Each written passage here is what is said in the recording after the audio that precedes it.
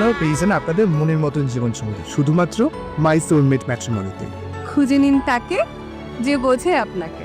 আপনারাও আপনাদের পছন্দের জীবনসঙ্গী খুঁজে নিতে অবশ্যই লগ ইন করুন mysoulmate.co.in অথবা প্লে স্টোর থেকে ডাউনলোড করুন মাই সোলমেট ম্যাট্রিমোনিয়া।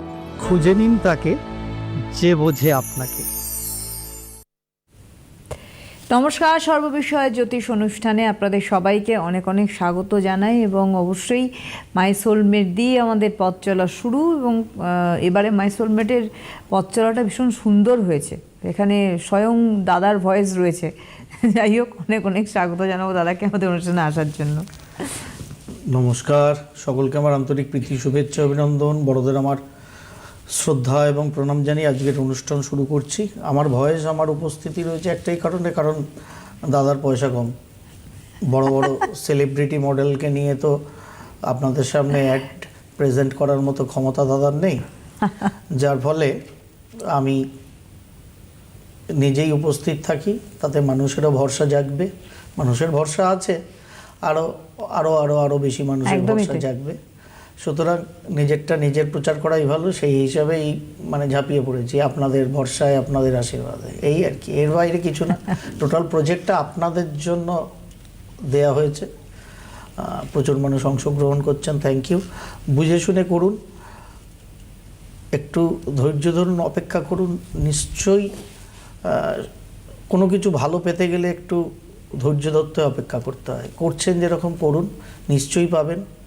তাড়াহুড়ো করে তো কি পরিণতি হয় আমরা অনেক দেখেছি, সুতরাং আশা করি সেটা ভালো হবে। আর 2026 দেখুন,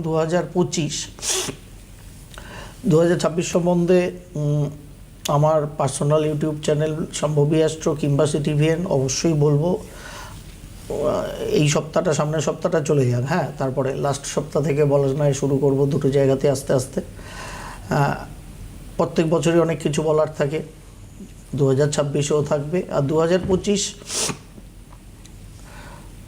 9 সংখ্যার বছর ছিল, আর কোনো কিছু 9 যখনই আসে তার মানে পুনরায় আবার 1 শুরু হবে। সুতরাং 9 সংখ্যার বছর, পূর্ণ বছর শেষ, সুতরাং আবার শুরু হবে।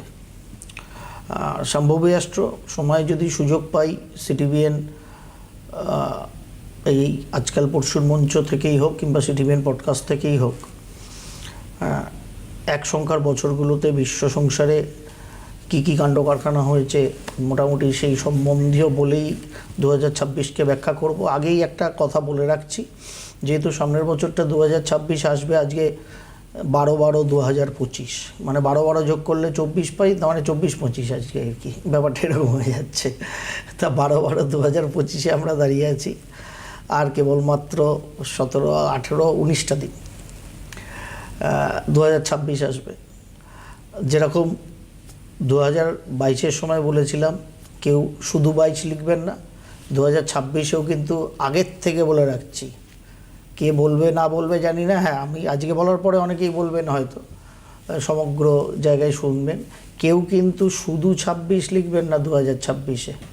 যেখানে প্রয়োজন পড়বে 26 লেখা, তার আগে মান্থ ডেট তো লিখবেন, কারণ আমরা 25টার ক্ষেত্রে অ্যাপোস্ট্রফি 25 লিখতেই পারতাম, আজও লিখি, দিদিও লেখেন, আমিও লিখি, আপনারাও লিখেন। আর একটা ইয়ারে বলেছিলেন 22, রাইট, আমার মনে আছে, এবং আমি কখনো ভুলেও ওটা শুরু 22 লিখতাম না। সেরকম আগাম বলে রাখলাম 2026 যেহেতু আসছে, টোটালিটিতে নাম্বার 1 ইয়ারে আমরা যাব। ভালো মন্দ কী হবে অধীর আগ্রহে অপেক্ষা করছেন, করুন, শুনে নিন আগে।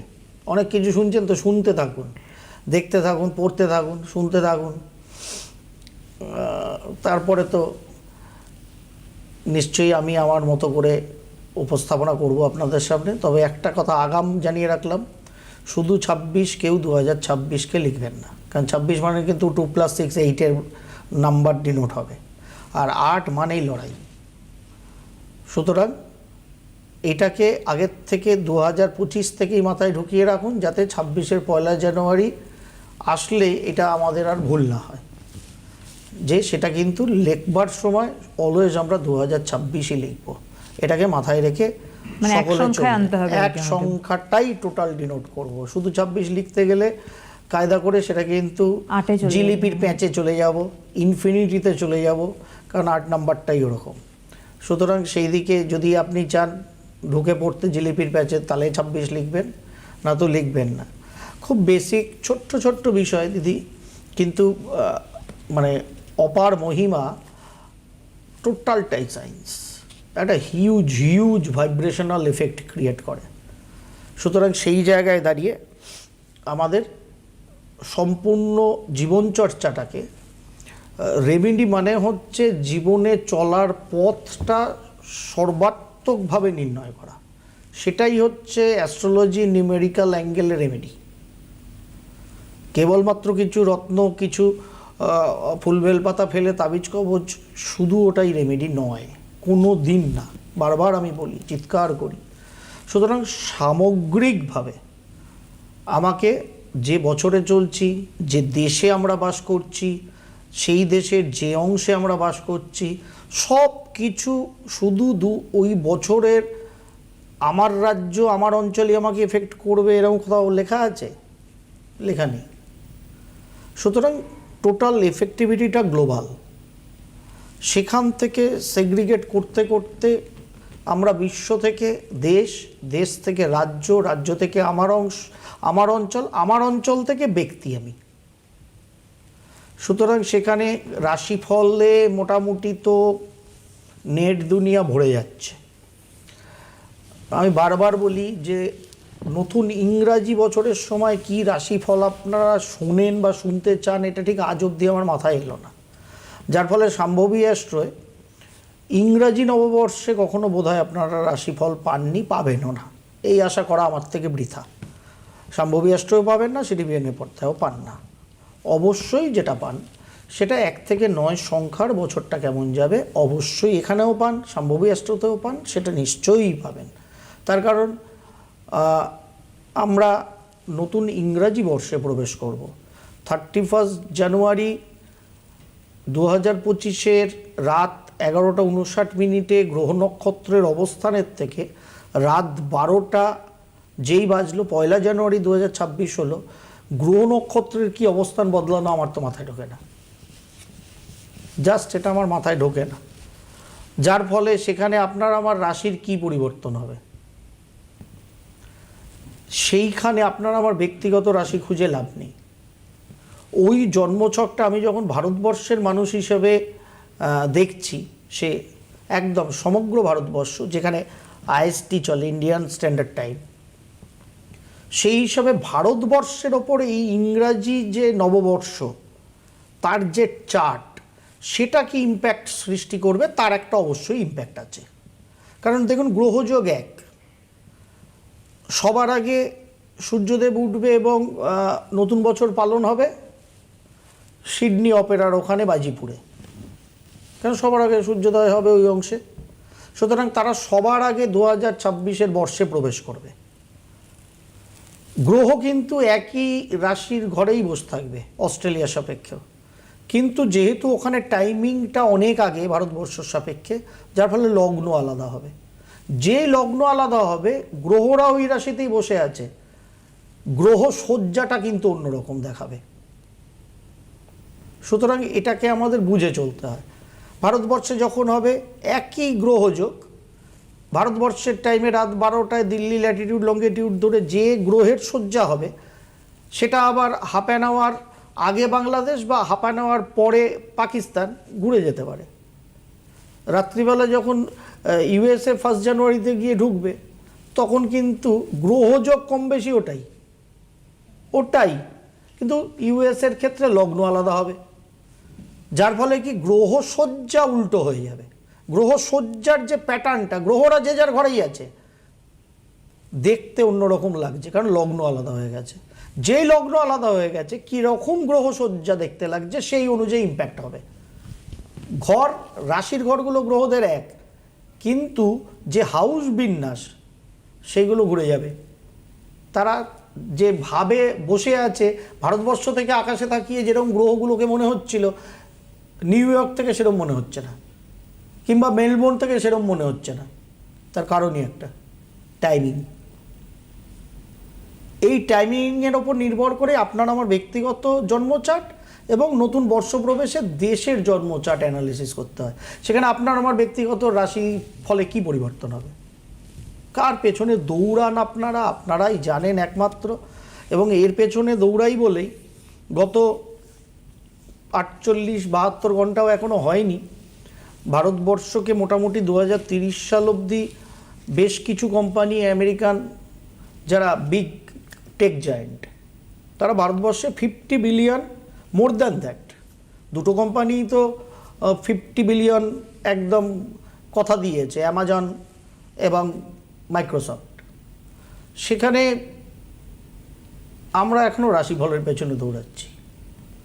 ইংরাজি বর্ষ প্রবেশ করলে আমার মেষ রাশির এরকম হবে, মিথুন রাশির ওরকম হবে, কর্কট রাশির ওরকম হবে, আদৌ হবে? কখনো হবে না।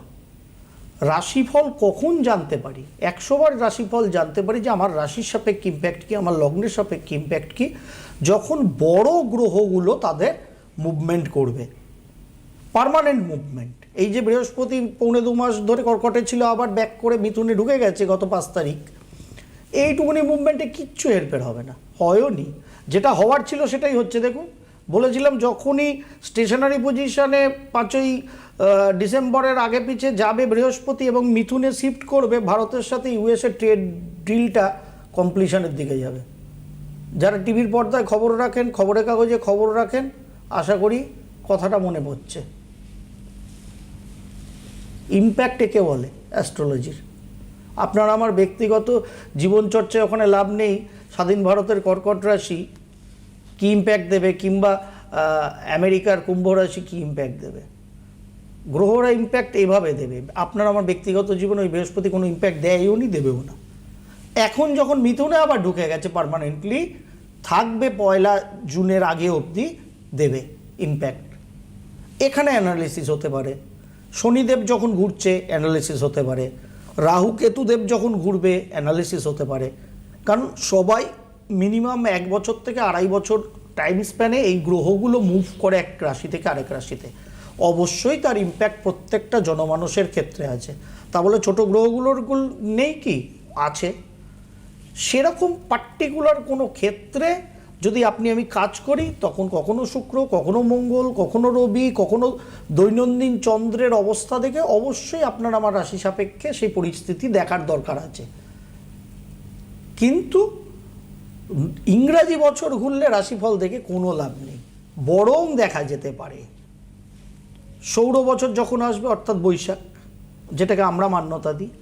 কিন্তু জ্যোতিষশাস্ত্র মতে যেটাকে মূল মান্যতা দেওয়া হয় গ্লোবালি, সেটা হচ্ছে চান্দ্র বছর, যেটা শুক্ল চৈত্র প্রতিপদা থেকে শুরু হয়। মানে যখন আমাদের চৈত্র মাসের নবরাত্রি শুরু হয়, ওই শুক্ল চৈত্র প্রতিপদাদির যে চান্দ্র বছরের চার্ট হয়, যেটা ওখান থেকেই শুরু হয়, আবার ঘুরে চৈত্র শুক্ল প্রতিপদাদিতে এসে শেষ হয়, যেটাকে বিক্রম সম্বত বলে। এবারে আমরা 2083-তে প্রবেশ করব, বিক্রম সম্বত।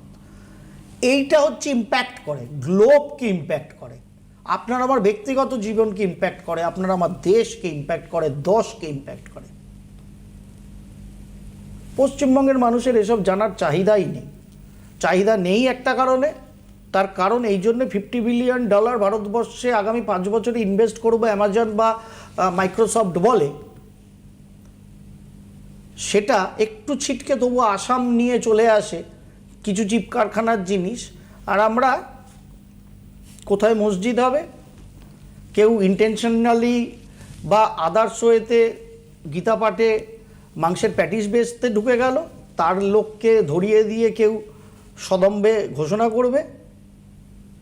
কিন্তু যেখানে প্রায় হিন্দি সিনেমার ঢঙে লরি দিয়ে কোনো মানুষকে মেরে ফেলার চেষ্টা হলো, সেটা অ্যাক্সিডেন্টই হোক কিংবা কনস্পিরেসি হোক, তার লোককে কিন্তু ধরা যাচ্ছে না। সেটা কিন্তু কোনো সভা থেকে কেউ বলছে না যে আমি পুলিশকে বলছি ওই মানুষগুলোকে কিন্তু ধরতে হবে, মালিককে, খালাসিকে, কিংবা যে ড্রাইভার ছিল 16 চাকার ট্রাকের তাকে, সেটা কিন্তু বলছে না।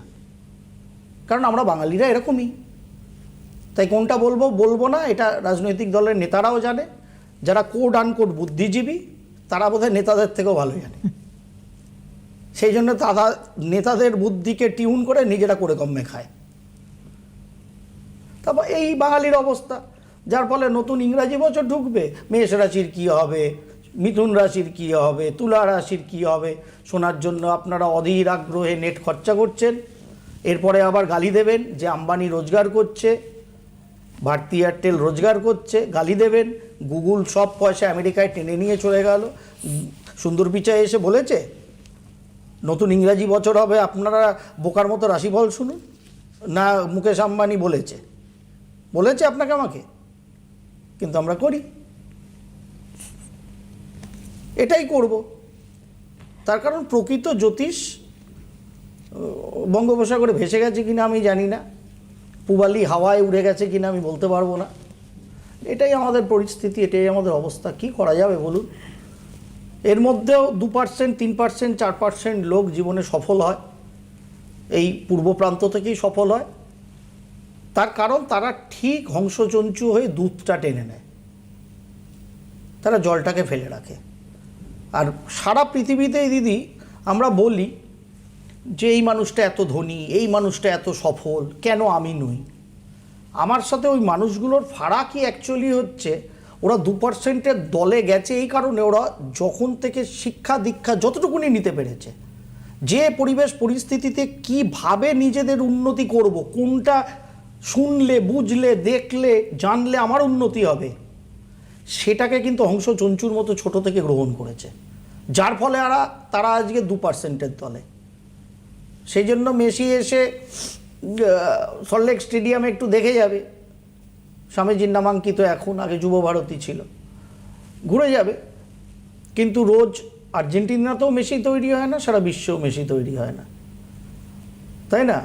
মেসি বিশ্বকাপ জিতে আরেকটা বিশ্বকাপ 2026-এ হবে, সেটারও একটা বোমবাস্টিং প্রেডিকশন হবে, কারণ দল বেড়ে গেছে, অনেকে অলরেডি আবদার করা শুরু করেছেন। ব্যাপার হচ্ছে হ্যাঁ, সবাই আগে আসুক, সব টিমগুলোর নাম আসুক, তারা টিম ঘোষণা করুক, তারপরে তো ওই সব কাটাছেড়া যাবে। আগাম আপনি বলেন ডিমান্ড এরকমই পর্যায়ে চলে গেছে আর কি। অবশ্যই বলবো, কারণ ফুটবল প্রেমী মানুষ তো এখনো আছে, যতই আমাদের ইস্টবেঙ্গল মোহনবাগানের অবস্থা এরকম হোক, অবশ্যই বাংলা বাঙালি ফুটবল এটা তো অবশ্যই আছে। একদম। যাই হোক, কেউ আছেন নিয়ে ফেলি, অনেক কথা বললাম, কান ধরছি, মার্জনা করবেন। আলটিমেট 2%-এর দলে থাকবেন না 98%-এর স্রোতে গা ভাসাবেন, বিচার বিশ্লেষণ আমার আপনার ব্যক্তিগত জীবনে আপনাকে আমাকে করতে হবে একেবারেই। হ্যালো হ্যালো, হ্যাঁ নমস্কার, কে বলছেন? আমি শ্যামনগর থেকে, ইছাপুর শ্যামনগর থেকে বলছি। কে বলছেন দিদি, কার সম্বন্ধে জানবেন? হ্যাঁ, আমার মেয়ের সম্বন্ধে। আচ্ছা, মেয়ের কি নাম? মেয়ের নাম না, আর ছেড়ে দিন, ঐশ্বর্য রায় ধরে নিলাম, ঐশ্বর্য রায় বলুন, ডেট অফ বার্থ বলুন। 7/10/91। 7/10/91, বেশ। সময় বলুন। সময় বলুন। 12:28। দুপুর না রাত? দুপুর। কোথায় জন্ম? কল্যাণী, নদিয়া। হ্যাঁ হ্যাঁ, কল্যাণী, নদিয়া, কল্যাণী। কল্যাণী। কি বার ছিল? হ্যাঁ, কি জন্মবার বার কি ছিল? সোমবার। সোমবার ছিল, ধনু লগ্ন কন্যা রাশি দেখা যাচ্ছে, তাই তো? জানেন? না, ধনু লগ্ন কন্যা রাশি, তাই তো? আচ্ছা। 12:30 বলেছে, 12:28 বলেছেন তো দুপুরবেলা? হ্যাঁ, ঠিক আছে, বলুন কি জানার আছে বলুন। ধনু লগ্ন কন্যা রাশি, সেকেন্ড হাউসে বৃহস্পতি, লগ্নে রাহু, সপ্তমস্ত কেতু, বাহ, অপূর্ব জন্মছক। কি কর্ম করে মেয়ে? মেয়ে তো কিছুই করছে না, পড়াশোনা করেছে। হ্যাঁ, পড়াশোনা তো করবেই, টিউশনি করছে। এমনি কি নিয়ে পড়াশোনা করেছে? করেছে বাংলা থেকে, বাংলা নিয়ে পড়াশোনা করেছে, বেশ। তারপরে কোন মানে এমনি বাংলা নিয়ে যখন পড়াশোনা করলো, তার মানে তো ওর আর্টস রিলেটেড সাবজেক্টই ছিল সঙ্গের সাবজেক্টগুলো, তাই না? সেই ইতিহাস, পল সায়েন্স, সাইকোলজি, হ্যান এইসব ধরনের সাবজেক্টই ছিল। তা বাংলা নিয়ে 91 সালে জন্ম, মানে দীর্ঘদিন আগে তো হয়ে গেছে পড়াশোনা শেষ। তার পরবর্তী ক্ষেত্রে ও কখনো চাকরি করার চেষ্টা করেনি? আমি অবাক হয়ে যাচ্ছি, এই জন্মছকটা অ্যাডমিনিস্ট্রেটরের জন্মছক। ওর চাকরি করার জন্য যেটা পুলিশের চাকরি সবকিছু হয়েও গেছিল। কোথায় কিন্তু চাকরি? হয়েও আরেকবার তো- পুলিশে পুলিশে পুলিশে বলছেন না? হ্যাঁ, পুলিশেও দেখুন সবকিছু অ্যাডমিনিস্ট্রেট হয়েছিল। ও হো কৌশিক দা তারপর? কি এই লাইনেই বলেছেন, বলুন। তারপর হ্যাঁ, এই যে টাকা কি হলো না। ঠিক আছে, পুলিশে হলো না, অন্য কোনোভাবে আদার্স কোনো অ্যাডমিনিস্ট্রেটিভ জায়গায় হতো। এই জন্মছকটাই তো ওইটার। এহে, একদম সঠিক চেষ্টা করা হয়েছিল, পুলিশ না হলে পুলিশে হতো। এমনি সব পুলিশ এখন পুলিশ, হ্যাঁ, তো পুলিশ না হলে অন্য কোথাও হতো। চেষ্টা করছিল তো, আর রেখেও দিয়েছিল। যাই হোক, এমনি- তো এখন কি প্রশ্ন বলুন? অপূর্ব জন্মছক, এটা চুটিয়ে রোজগার করার জন্মছক, ডমিনেট করার জন্মছক, দুর্দান্ত জন্মছক। আপনার মেয়ে মিনিমাম পাড়ার কাউন্সিলরও হতে পারতো। ওহো, হ্যাঁ হাসছেন কেন? না এটাই এটাই আরে হাসছেন কেন? তা সেটা অ্যাডমিনিস্ট্রেশনের অঙ্গ না? একদমই তাই। প্রত্যক্ষভাবে না হোক পরোক্ষভাবে। দেখেন না, সে প্রেম কাঁঠালের আটা, চেয়ার কাঁঠালের আটা রাজনীতি নেতাদের, লাগলে আর ছাড়ে না। তা আমার মেয়ের বিয়ের জন্য আমি মানে খুব চিন্তিত। বিয়ে বিয়ে নিয়ে চিন্তিত হওয়ার কিছু নেই, দুর্দান্ত সময় চলছে, তাড়াতাড়ি বিয়েটা দিন, তাড়াতাড়ি বিয়েটা দিন। মেয়ের একটু নিজস্ব পছন্দ আছে, কারণ ও খুব পার্সোনালিটি যুক্ত মেয়ে। নিজের পছন্দ এরকম না হলে করবো না, ওরকম না হলে করবো না, হয়তো এরকম থাকতে পারে। ঠিক আছে, বেশি ভ্যাবলা ছেলেকে বিয়ে করব না, ওকে এরকম ক্যাবলা ক্যাবলা বোকা বোকা এরকম কথাবার্তা আপনার মেয়ের আছে ছেলেদের হ্যাঁ, সঙ্গে। হ্যাঁ, হ্যাঁ, হ্যাঁ হলেই হ্যাঁ বলবেন, না তো না বলবেন। আমার মনে হচ্ছে এগুলো আছে তাই বললাম, কারণ ওর পার্সোনালিটি এরকম। তার মানে এগুলো ও- বলে ও থাকে। ক্যাবলা, মানে ভোন্দা, খালি প্রেম নিবেদন করবে, ও ওরকম ছেলে ভালোবাসে না, এটা ওর মেন্টালিটি। হ্যাঁ, হ্যাঁ, হ্যাঁ, যার ফলে একটু চুজি আছে এইসব ম্যাটারে। বিয়ের দুর্দান্ত সময় চলছে, ঝাঁপিয়ে পড়ে বিয়েটা দিন। পড়াশোনা যথেষ্ট করেছে, টিউশনটা যা করছে ভালো করে করতে বলুন, অন্তত ভালো কোনো প্রাইভেট জবও করতে পারতো। যেহেতু অনেক দিন আগে পড়াশোনা শেষ হয়েছে, মিনিমাম একটা এমবিএও যদি করে নিত, প্রাইভেট জবেও অ্যাডমিনিস্ট্রেটিভ জোনে কাজ করতে পারতো। ওহো। ঝাঁপিয়ে পড়ে মাই সোলমেটের রেজিস্ট্রেশন করে দিন। করেছেন? হ্যাঁ, মাই সোলমেটের রেজিস্ট্রেশন করেছেন? না, তা কোথা থেকে খুঁজছেন সম্বন্ধ? এই মানে পেপারে দিচ্ছি, তারপরে এমনি আমি সে দিন না, পেপারে দেখছি। যেখানে খুশি দিন, পেপারে দিন, যেখানে দিন, হুম, সেটাই কোনো অসুবিধা নেই, সব জায়গায় দিন। পেপারে দিলে তো আপনাকে মেলাতে আসতে হবে কোনো জ্যোতিষশাস্ত্রীর কাছে, আর কৌশিক টিকার সব মেলায় না। জটক বিচার, যেটাকে জটক বিচার বলে, সেটা আমি বন্ধ করে দিয়েছি 4 বছর আগে। সুতরাং আমি মেলাবো না, অন্য কারুর কাছে যেতে হবে। আর অন্য কারুর কাছে গেলে 36 পয়েন্ট মিলিয়ে বলবে রাজজটক, তারপরে দেখা গেল ব্যারাকপুর কোর্ট। ঠিক ঠিক, যেটা হয়ে থাকে। সেই জন্য বিনি পয়সায় মাই সোলমেট আছে। পছন্দ আপনার মেয়ের, তার সঙ্গে জন্ম ছক সংখ্যাতত্ত্বে ম্যাচিং হচ্ছে কিনা সেটাও দেখে নেবে। ঠিক আছে, সময় দুর্দান্ত চলছে, ঝাঁপিয়ে পড়তে বলুন, এবং কর্ম সারা জীবন ওকে করতে হবে। এই জন্ম ছকটা ভগবান ছেলে দিতে গিয়ে আপনাকে মেয়ে দিয়ে ফেলেছে। অতএব ছেলে যখন প্রায় হতে যাচ্ছিল, ছেলেদের মূল কর্ম হচ্ছে রোজগার করার কর্ম করা। সুতরাং আপনার মেয়েকেও সারা জীবন ওটা করতে হবে। ঠিক আছে, বিয়ের জন্য সময় ভালো চলছে, ঝাঁপিয়ে পড়ুন। যা ঝাঁপিয়েছেন মাই সোলমেটের চাইলে রেজিস্ট্রেশন করে নিন। বিনি পয়সায় জন্মছক সংখ্যাতত্ত্ব সব বিচার পেয়ে যাবেন পছন্দের মানুষের সাথে। সে যতগুলো পছন্দ করবেন ততগুলোই বিনা পয়সায় বিচার। এই একদমই সুযোগ তাই। পাবেন না আর। অবশ্যই যোগাযোগ করুন। আর দ্বিতীয়ত বলে রাখি যে আজকাল তো খর্দায় চেম্বার থাকে একদম। কৌশিকদা, এবং বুধবার কিন্তু বুধবার শেওড়াফুলি আছে। শেওড়াফুলি রয়েছে। এই বছরের 24 শেষ, তারিখ রয়েছে হ্যাঁ, বর্ধমান। 24 তারিখ বর্ধমান, তার জন্য রোববার থেকে বুকিং শুরু একদমই হবে তাই। বর্ধমানের জন্য। আর সামনের বুধবারই 2025-এ শেওড়াফুলি লাস্ট চেম্বার। একেবারেই ঠিক আছে, একদমই। অতএব সামনের বুধবারটাই লাস্ট শেওড়াফুলি চেম্বার থাকবে, তার জন্য বুকিং অনও আছে, চাইলে লেখাতে পারেন যারা একদম। আসবে। অনেক ধন্যবাদ দাদাকে, ধন্যবাদ আপনাদের, নমস্কার।